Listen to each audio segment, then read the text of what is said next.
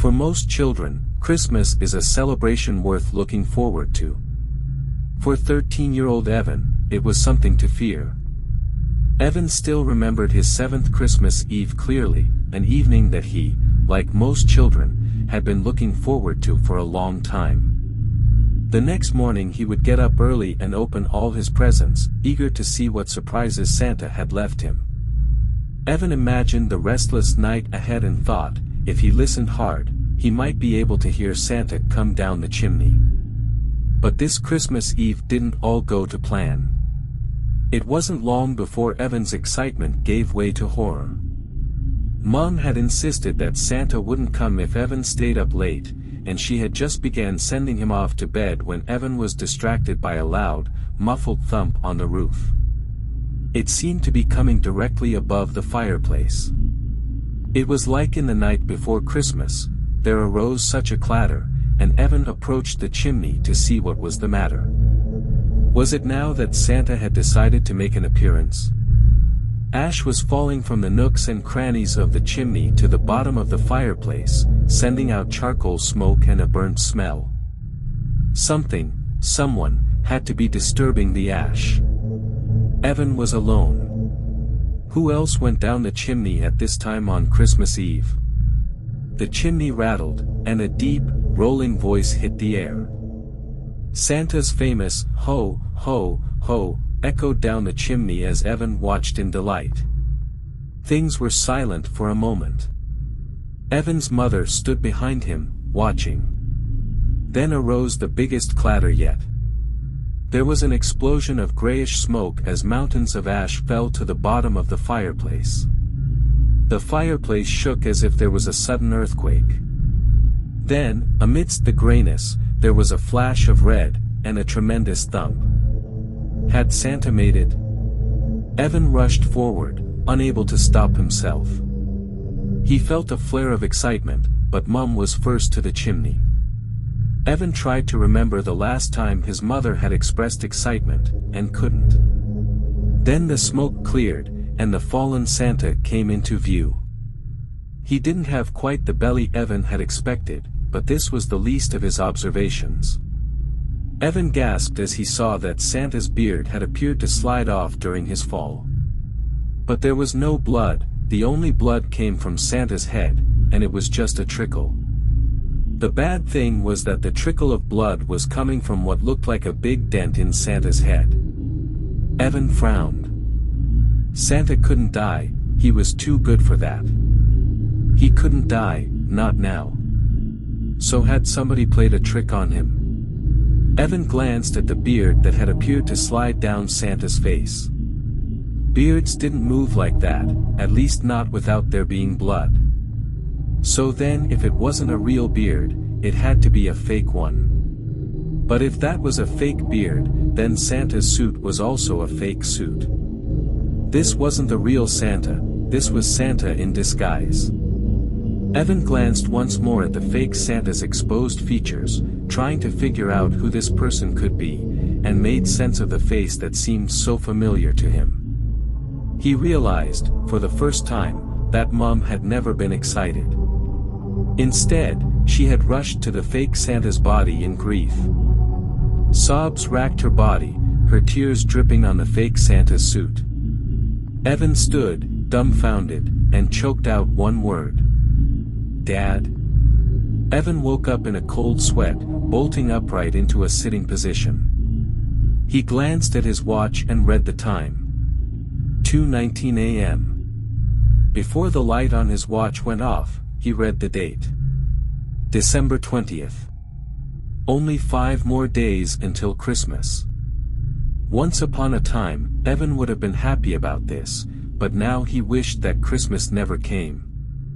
It was the same dream again, accurate in every detail.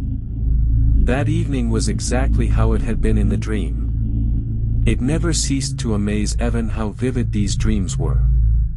They got right down to the core and forced Evan to relive the worst moment in his life.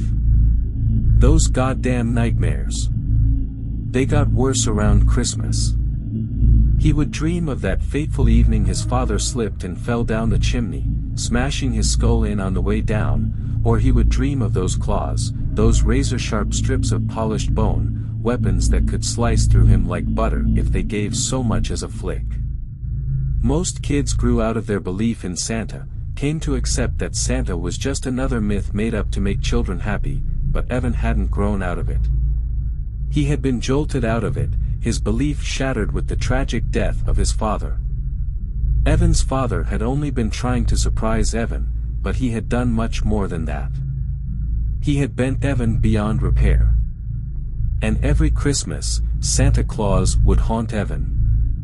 Evan was convinced Santa Claus was some kind of demon in humanoid form. He was definitely not human, he was a supernatural entity of sorts, but Evan had always thought of him as a demon.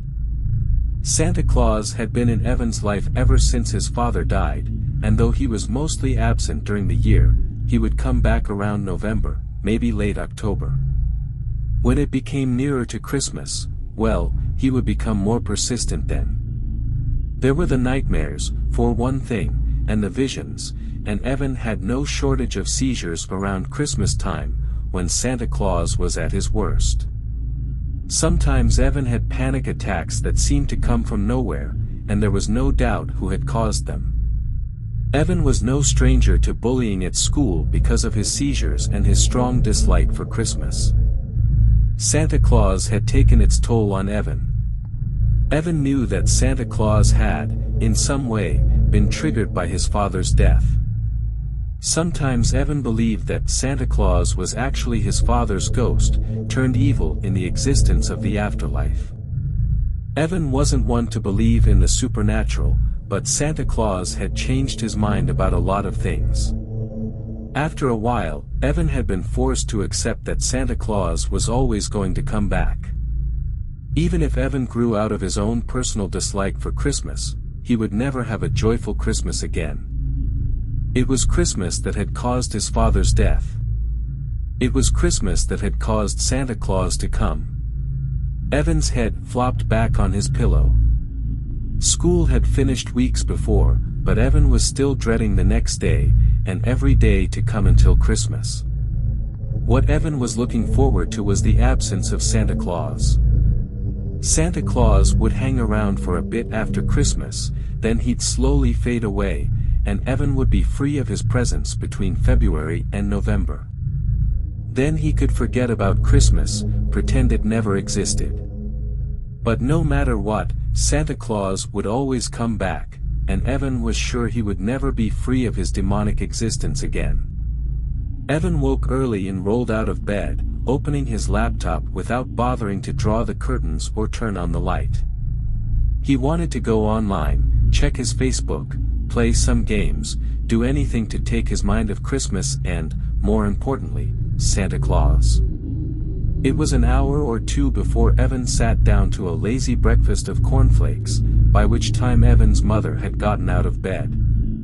Mom had shut herself out from society a while after she unexpectedly became a widow, developing a strong case of depression. Eventually she had come to terms with her husband's death and became a more loving mother to Evan than ever, but she still had her bad days. Sometimes Evan wondered whether Santa Claus was in her mind, too. They both supported each other a lot, but Evan couldn't help but feel that the house was lonely every once in a while. Evan had told his mom about Santa Claus for the first few years after his father's death, but then he had decided to pretend he had outgrown it.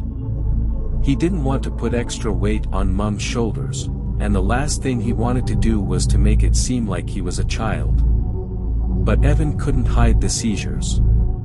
He couldn't hide the fact that he was sometimes absorbed in a hallucination, often concerning Santa Claus. Evan's mom seemed to blame it on the trauma he had received after his father's death. Sure, maybe not all kids would experience that type of trauma, but everyone's different, aren't they? Evan said good morning to Mom and continued to eat his cornflakes. The fireplace was directly to his right, and Evan thought he could catch a glimpse of red out of the corner of his eye. His head turned. Nothing. Paranoia. Or maybe Santa Claus was playing tricks on him. Either way, Evan didn't fancy seeing Santa Claus in the flesh. He had seen him already, 5 times to be exact, and would see him a 6th time, for every Christmas Eve at 8:13 p.m., the exact time his father had fallen, he appeared in the fireplace. And Evan was always there to watch him make an appearance. It was then that Evan decided that this year, he was going to be prepared. It would be no different to any other year. Santa Claus would appear in the fireplace at exactly the same time as he had the year before, and the year before that, and the year before that year. Mom was never around. She always went to bed early on Christmas Eve, or stayed in bed the entire day.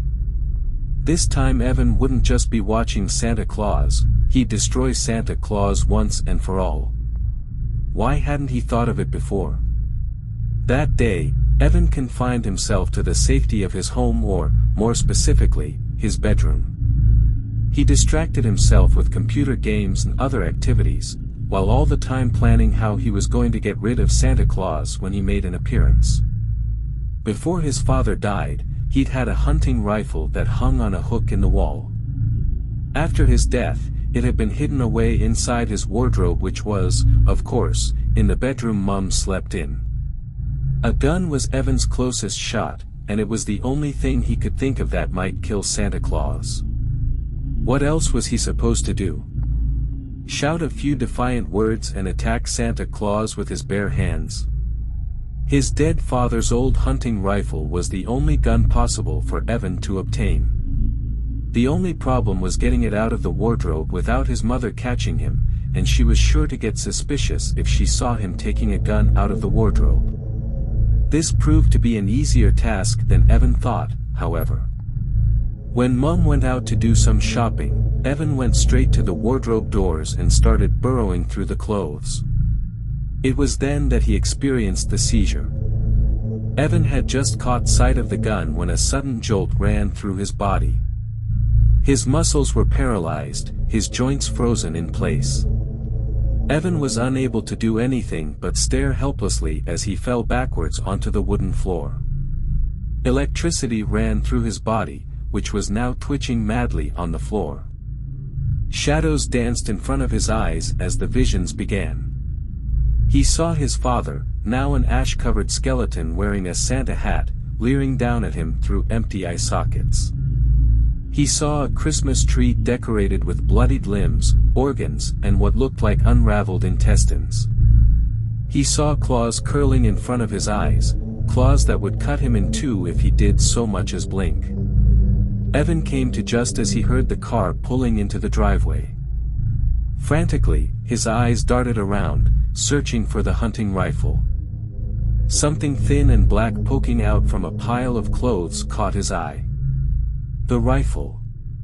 He snatched it up and bolted towards his room, not remembering to close the wardrobe door.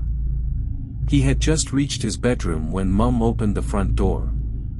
It wasn't until his mother called out to him an hour or so later, "Evan, have you been through my wardrobe?" that Evan remembered he had neglected to close the wardrobe door. Yeah, Evan replied, thinking quickly. "I was looking for a jacket. You know, since all my other ones are too small. It's pretty cold, with the snow and all." Evan was proud his voice didn't so much as quiver. Because of this, Mom didn't pursue the subject any longer. In that one day, Evan experienced the seizure inside the wardrobe, frequent flashes of movement out of the corner of his eye, and a brief hallucination. Usually it was worse around this time, but Evan had it lucky. The nightmares didn't improve that night. The next day, Evan realized he had no bullets for the rifle. He had forgotten to find some in his panic to get out of the room before his mother saw. Mom didn't go out that day, but Evan decided to have a look through the wardrobe anyway, and if she asked, he'd make up the same lie as yesterday. After some serious rummaging, he found 3 stray bullets hidden in a corner of the wardrobe in a plastic casing. This time, he didn't forget to close the wardrobe door. He put the bullets in his pocket in case Mom should enter the hallway, but she didn't. The plan was looking successful. That day, Santa Claus talked to Evan. The words were spoken inside Evan's head, but Evan knew well who they belonged to. Evan found he couldn't remember most of the speech afterwards, but knew it had something to do with Evan's plan to kill Santa Claus. Of course, Santa Claus could get inside Evan's head, so why shouldn't he be able to read Evan's thoughts? This was what he had done. Still, Evan wasn't prepared to give up so quickly. That day, he might have seen a lot of things that weren't there, but Evan kept his thoughts on that loaded rifle. On the 22nd of December, Evan not only heard Santa Claus and experienced his visions, but also felt Santa Claus on his own flesh. At one point it felt like a cat was running its claws across his arm, but no one was there. Still, that didn't stop blood from flowing. When Mum asked him what had happened to his arm, he said that Stormo had scratched him. Evan had an old tabby cat called Stormo, and was no stranger to his scratches. Mum didn't notice the seizures and hallucinations, simply because Evan confined himself to his room all day. It was a pitiful existence, but Evan knew he had to do it to avoid suspicion. Mum blamed it on what had happened with his father, relating it to past trauma and, as a consequence, feeling the need to shut himself away from what the experience had been related to, Christmas. Evan didn't have any problems with this. The 23rd passed quickly, but the 24th was the worst day he had experienced so far. He spent much of his time being tormented by the demonic presence of Santa Claus, his frightening messages ringing in his ears. Once, Mum walked in the room while he was having a seizure on his bed, but was able to avoid suspicion by saying he was in the middle of a nightmare. Time dragged on, as Evan became more and more tormented. Evan's mother went to bed early, as she normally did on Christmas Eve. This left Evan 2 more hours until Santa Claus made an appearance. Every past year, Evan had been at the fireplace at 8:13, but this was because Santa Claus had willed him to be there. He had felt his legs move and had been unable to stop them. Santa Claus wanted Evan to be there to see him in the flesh. This was why Evan made sure he had the rifle clutched tightly in his hands before the time came. Evan glanced at his watch nervously. No, he was past nervous, he was terrified. 8:13 came, and nothing happened. But at the 22nd mark, he felt his legs moving down the hallway towards the lounge. His hands opened the lounge door. He approached the fireplace. The curtains were drawn, the lights were out. It was dark, and Evan could see nothing save the silhouette of Santa Claus in the fireplace. Evan could see the outline of a Santa hat on his head, and was no stranger to the claws that hung at the shadow's side. Evan felt the presence of Santa Claus, knew that Santa Claus would soon be illuminated by a ghostly light and Evan would be able to see him in the flesh. Then he would raise the gun, pull the trigger, and it would be over. Or so he hoped. Evan stood there for what seemed like forever, then the empty, bleeding eye sockets came into view, that white, almost transparent skin, the sharp, bloodied set of teeth that showed from behind slimy lips, the tattered Santa suit smeared with the blood of innocent victims, and worst of all, the long, knife-sharp set of claws that hung at each side. Evan was terrified. He stood paralyzed with fear as Santa Claus grinned and raised his hands towards him. Evan was unable to move, unable to do anything but watch as the claws came closer and closer to reaching him. It was too late to shoot now. It was all over. But as Evan stood frozen, his muscles stiffened, and his finger tightened around the trigger. There was a terrific bang and a blinding flash of light. Then world faded to black. Evan woke to Mum shaking him frantically. He blinked, trying to figure out what had happened. Then he remembered. He had killed Santa Claus. Mum said she had heard a bang and had come in to see what the noise was.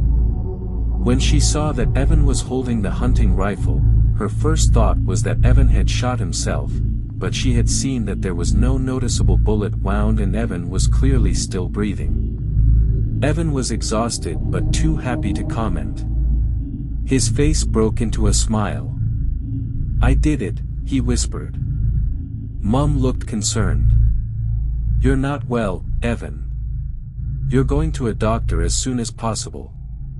I worry about you." "I killed Santa Claus," Evan babbled, oblivious to his mother's concerns. He was overcome with the joy that Santa Claus would no longer be in his life. "I'm not just worried about you, Evan. I'm also quite angry with you," Mom said, his eyebrows knitting into a scowl. "Somehow, you vandalized the fireplace. It looks like something out of a horror movie." Evan frowned. "I never vandalized the fireplace."